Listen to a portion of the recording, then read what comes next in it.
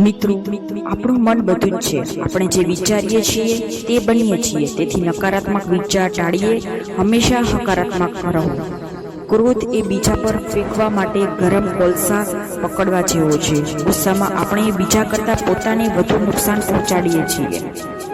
શંકા લોકોને અલગ પાડે છે, જેનાથી બે મિત્રો વચ્ચે, પ્રેમીઓ વચ્ચે અને કોઈ પણ સંબંધમાં અણબનાવ થઈ શકે છે. શક્ય તેટલી વહેલી તકે શંકા કરવાની ટેવ છોડી દો.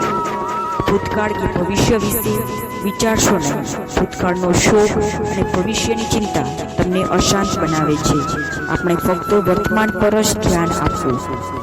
સુખ અને દુઃખ ક્ષણિક છે. જો આપણે દુઃખના અંધકારમાં હોઈએ તો આપણે સુખનો પ્રકાર શોધવો જોઈએ. બીજાની ઈર્ષા ન કરો. બીજાની ઈર્ષા કરનાર લોકોને ક્યારેય શાંતિ મળતી નથી. આપણી પાસે જે છે તેમાં ખુશ રહો. આપણે જે પણ છીએ તે અત્યાર સુધી આપણે જે વિચાર્યું છે તેનું પરિણામ છે. ખોટા ઇરાદાથી કામ કરનારોને જ દુઃખ થાય છે.